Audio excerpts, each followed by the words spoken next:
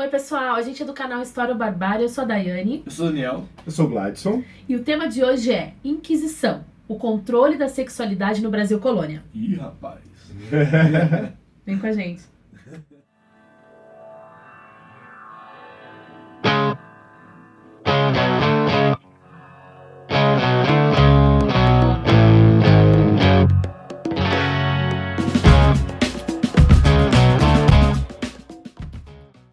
Bom, antes de começar o vídeo, vocês já sabem, né? Tem que fazer o quê? Curtir esse vídeo.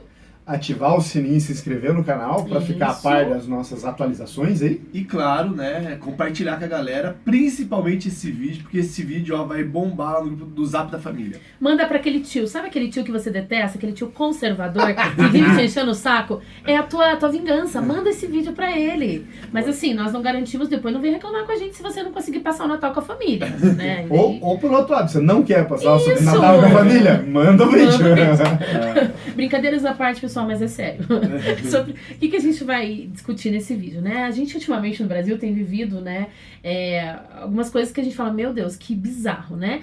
E um controle exacerbado, né? A gente tem visto, inclusive, Né? a gente viu, recentemente tem um vídeo aqui da Karina Motin, né? Que a gente vai discutir ideologia de gênero, quem não assistiu, assista, tá excelente.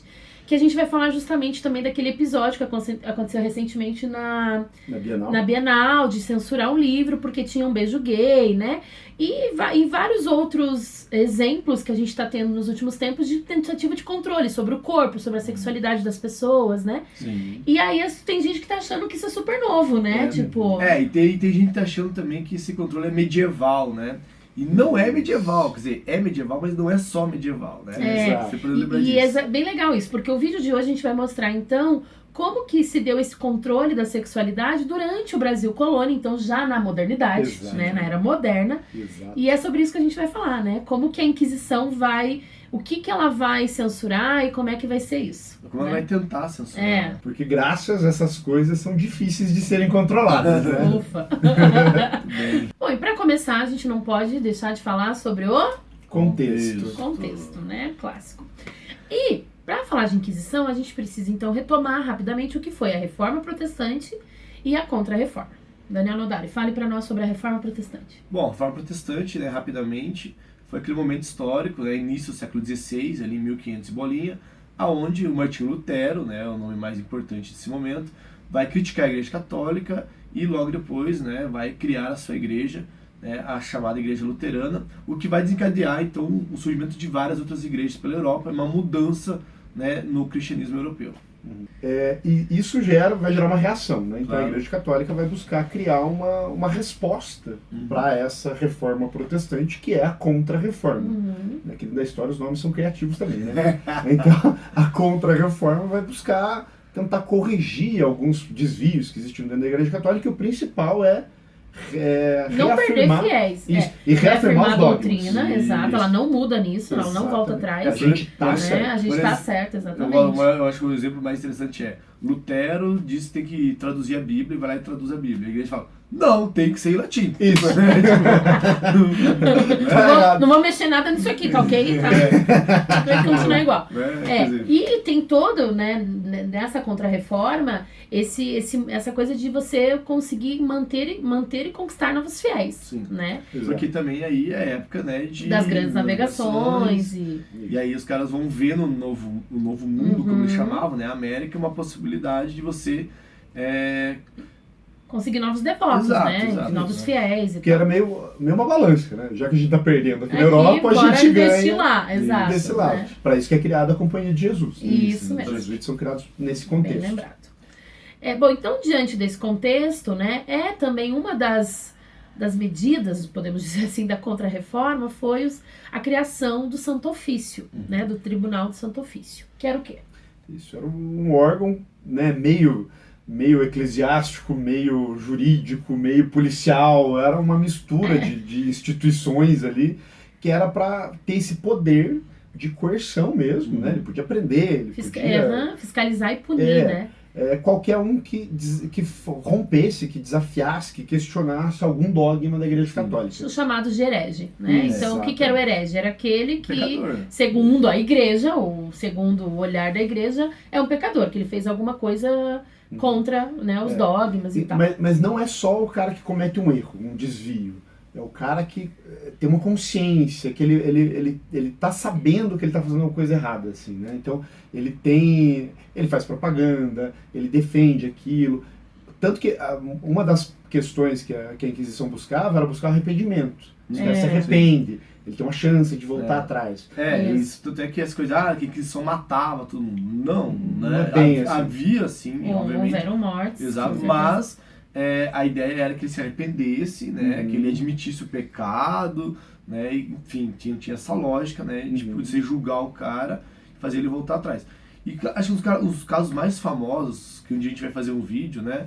É justamente o caso do Menóquio, né? Contado pelo grandioso, né, historiador italiano, que eu não tô lembrando o nome. O Ginsburg. Isso, Carlos Ginsburg, né, no famoso Queijos Vermes, né? Boa. Que, tipo, esse é um caso bem emblemático. E, aliás, é legal porque essa era a ideia motivadora desse canal, né? Exatamente. Era a ideia de fazer um vídeo... Aliás, o primeiro vídeo que a gente falou que ia fazer era do Ginsburg. E até hoje não fez. Pessoal, que vergonha. Vergonhoso. No Brasil, né, sendo parte do Império Português, mas a gente não contava com um tribunal instalado aqui. Mas isso não quer dizer que a gente estava livre da Inquisição. Então a gente recebia visitas. Né? Então as visitações do Tribunal do Santo Ofício, então, que era uma expedição, né, do tribunal de vir aqui ver como é que estava. Está todo mundo seguindo os dogmas, ninguém lá tá praticando sodomia, ninguém tá traindo ninguém, como é que tá o negócio aqui, né? Então eles viam, e como essas coisas, a gente comentou, né, não estou de brincadeira, mas essas coisas de foro íntimo é muito difícil fiscalizar. Sim, claro. Então a Inquisição contava com muito delação.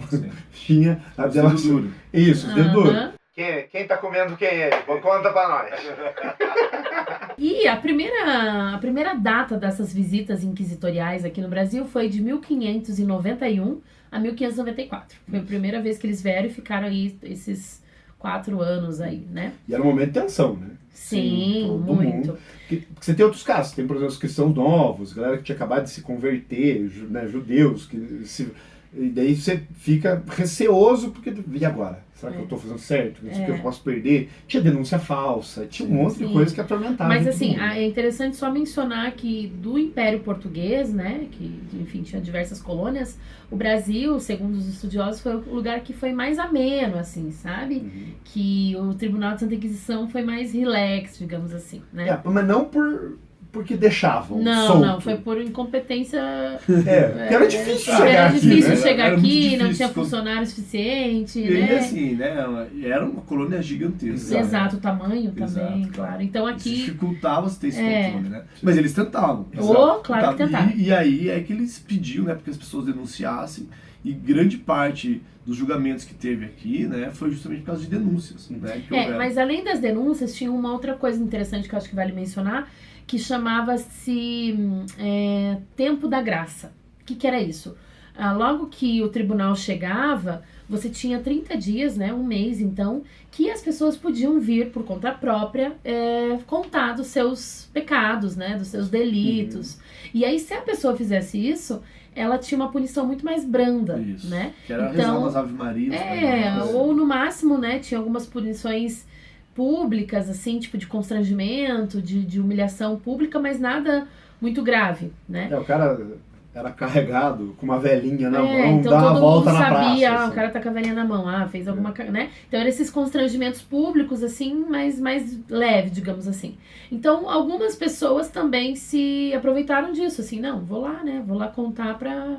melhor que descubram, né? Ou melhor que me denunciem. Então muitas pessoas foram nessa aí de usar esse tempo da graça aí pra contar os seus pecados. Bom, então dentro, né, desses pecados, né, que a Inquisição estava atrás, né, para julgar, é claro que a sodomia, como eles chamavam, né, que é o pecado, né, que era considerado pecado 2 homens ou 2 mulheres, né, se deitarem, enfim, terem relações, foi um dos casos que no Brasil aconteceu, né, algumas denúncias sobre pessoas que acabaram, né, enfim, tendo relações com outros homens, principalmente, e que foram julgados, né, alguns foram degredados, né, foram mandados embora, né. Vale lembrar que parte, né, do que a gente conhece os documentos sobre isso, não era só consensual também, havia estupro, né, de homens que estupravam outros homens. Então, assim, realmente era algo bem preocupante para o governo isso, e isso, nos olhos da Inquisição, era um pecado muito grande, né. Então, tipo, isso também era algo que eles caçavam, né, que eles tentavam encontrar e descobrir para coibir esse tipo de atitude vista como algo extremamente pecador. Eles buscavam coibir essas práticas, né? O adultério também, né? O concubinato. Só que a cereja do bolo, né? O grande alvo, né? Porque isso tinha uma relação muito direta com os dogmas, né? Com os sacramentos da Igreja Católica, que é a bigamia. A bigamia, né? sem dúvida, foi o principal perseguição. Porque deve você ter uma instituição, né? Que tem essa briga até hoje, né? Essa briga de não reconhecer o casamento homoafetivo é por causa disso, né? Porque o casamento é uma coisa sacra e blá blá blá. É um dos sacramentos. Isso, são os pilares da porra toda lá. Então, por causa disso... Pode falar palavrão, amiguinho. Tá, enfim. São os pilares dos dogmas católicos, né? Então, e tem que se defender, principalmente nesse ambiente de inquisição, né? Então, a bigamia, ela era não só pelo fato de estar acontecendo uma traição e tal, mas pelo fato de que o cara deu a mínima para essa instituição que é o casamento. Ele pegou lá, ignorou aquilo, casou de novo. Sempre é bom lembrar que até hoje, né, para a Igreja Católica, você pode casar uma vez, né, dentro da igreja, no caso, tá? E, claro que, né, se por algum motivo excepcional, você pode casar de novo. Morte, né? Acho que viuvez e tem alguma outra... Acho que dependendo do que o marido fizer, o casamento pode ser anulado. Isso. Mas tudo isso com permissão da igreja. Exato. É um trâmite. Isso até hoje. E no caso do Brasil colônia, você vai ver as pessoas casando 2, 3 vezes, né? Era tão importante essa questão do casamento, que até em caso de viuvez, não era visto com bons olhos... Especialmente mulheres. Isso, que se casasse de novo. Mesmo sendo, morreram já, posso casar. Pode, mas não deve. Mas você já foi abençoado uma vez na igreja, então, né? Tanto que eles faziam uma cerimônia diferente pro cara que fosse casar depois de, né, ou a mulher. Não era igual, exatamente. Bom, mas acho que só antes disso é interessante lembrar que é o seguinte, quando a gente está falando de bigamia, a gente tem que lembrar nesse contexto do Brasil colônia do Império Português. Que é enorme. Que é enorme. E você tinha muita mobilidade espacial, né? Então você tinha muito homens, especialmente homens, circulando nesse Império Português. E justamente nisso que vai gerar muita bigamia, né? Por exemplo, o cara lá em Portugal, né? Então ele vem pro Brasil, né? Vem morar aqui, explorar, enfim, ver o que vai dar um rolê aqui no Brasil. E aí ele deixou a mulher lá, mas, né? Preciso construir uma nova vida.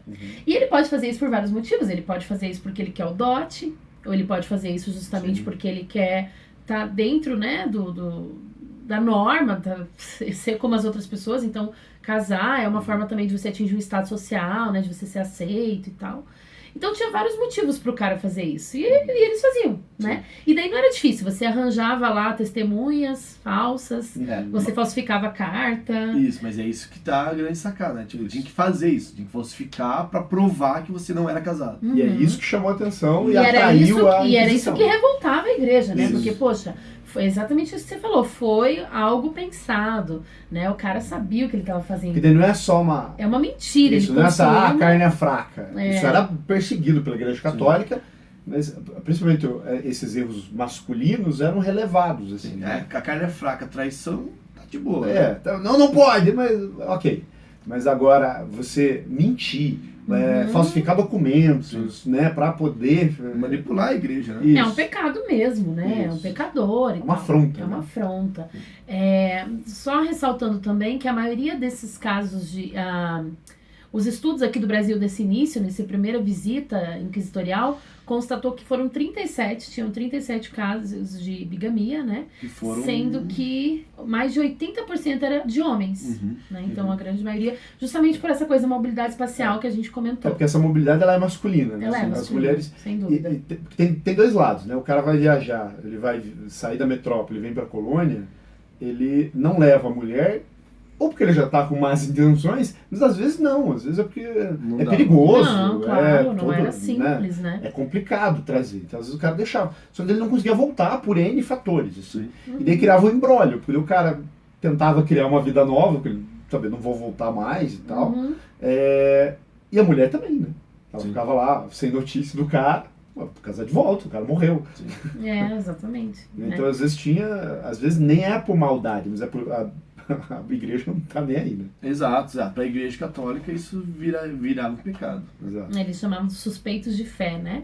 Que é um herege, né? Então era punido e tal. Mas acho que é importante a gente comentar que não teve nenhuma caso de morte, né? Ninguém foi morto aqui, enfim, no Império Português todo, eu acho, por bigamia.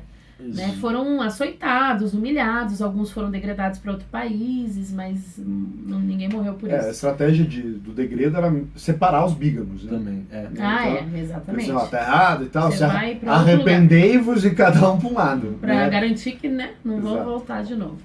E é interessante pensar, né, que apesar da maioria ser homens, tinham mulheres, né? E aí as mulheres também, né, nessa tentativa de formar uma nova família, né, vão casar de novo, vão criar todas essas situações para enganar a igreja, né, e também vão ser condenadas por isso. Né? E é engraçado até a disposição geográfica dessas bigamias reflete um pouco disso, né? Enquanto os homens tinham o segundo, terceiro, quarto, teve negro que teve 6 casamentos, mas era sempre longe do local do primeiro casamento. Isso, da mulher. Então o cara casou aqui, o segundo casamento dele já é no Brasil, o terceiro é em Angola, o quarto é em um lugar bem longe. O cara faz isso exatamente para não ser descoberto e tal. Os casos de bigamia feminina já não. Geralmente é próximo da região em que ela já foi casada. Porque às vezes é mais por necessidade do que uma estratégia de se dar bem e tal.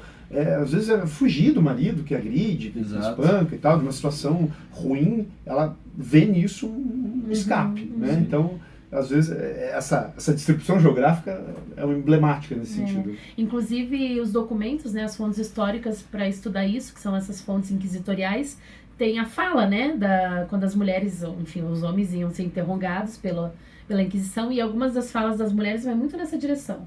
Eu casei com ele, mas ele me maltratava, ele me batia, ele me abandonava, ele chegava bêbado, ou ele começou a roubar, enfim. As mulheres geralmente tinham esse discurso de que não, eu fui procurar outro porque o marido que eu tinha não... Né?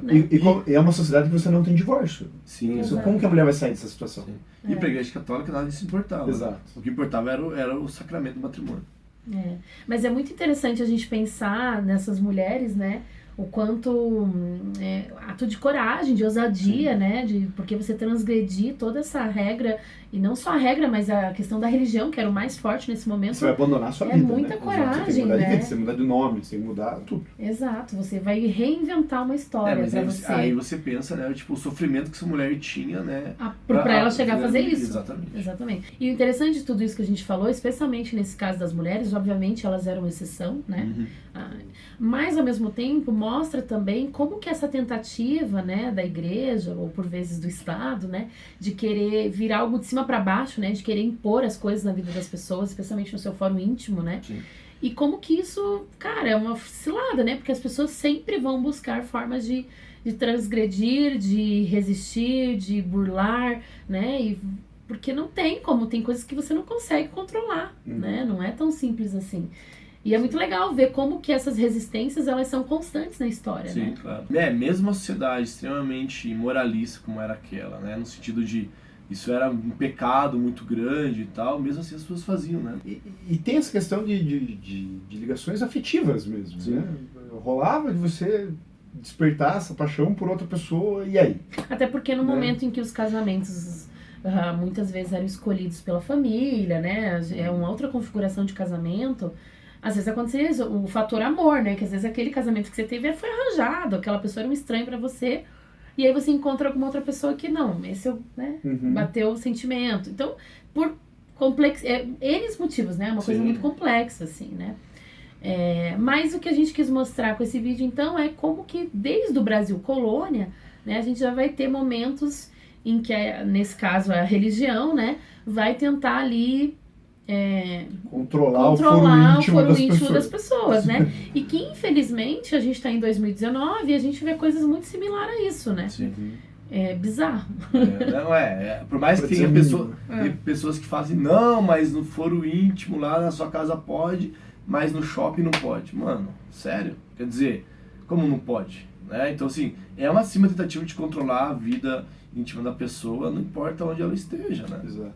Porque exatamente na sociedade que a gente tem, atualmente, dificilmente você consegue classificar o que é íntimo, né? Sim, exato. Uma sociedade de espetáculo, de tudo, de mídia, o que é íntimo?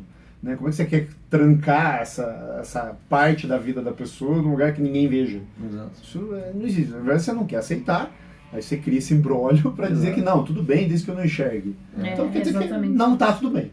Exato. E a gente não pode deixar de citar que toda essa nossa discussão aqui está baseada, como a gente sempre fala, né, em artigos acadêmicos, em estudos científicos, né?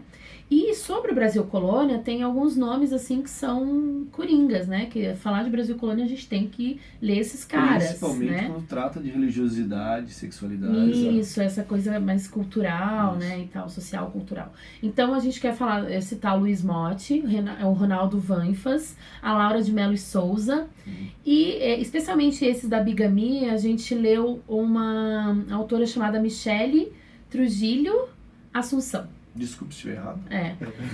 Mas a gente vai deixar tudo escrito, enfim, embaixo, para quem quiser consultar, né? Importante. É importante porque são temas delicados, né? Sim. E que tem que ter um embasamento, não é? A gente já falou em outros vídeos, é bom repetir. Eu acho, problema seu. Tem que estar subsidiado, tem que ter método, tem que ter um apego na realidade. Não adianta você vomitar a coisa porque você acordou pensando naquilo. Exato, tem que ter pesquisa, né, gente? Exatamente. Bom, e antes de acabar esse vídeo, eu queria mandar um beijo pra minha mãe. Gente, eu preciso mandar um beijo pra minha mãe, porque minha mãe é a maior fã do nosso canal. Ela assiste tudo, ela faz um esforço pra entender, porque não tem nada a ver com a área dela. Então, ela sempre se esforça pra entender e ela, assim, é nossa fã. Então, mãe, obrigada por apoio, amo você. Beijo, Cláudio. Tamo junto. E é isso, agora chegando ao final então desse vídeo, espero que vocês tenham gostado, escrevam aí, o que vocês acham, gente? O que vocês acham desses fiscalizadores da vida alheia? Escreve pra nós. Fiscal de foda. Pra falar outro nome, né? Eu acho que o YouTube vai dar uma cortada nesse negócio. Então é isso, espero que vocês tenham gostado, tchau! Tchau, tchau. Tchau, tchau.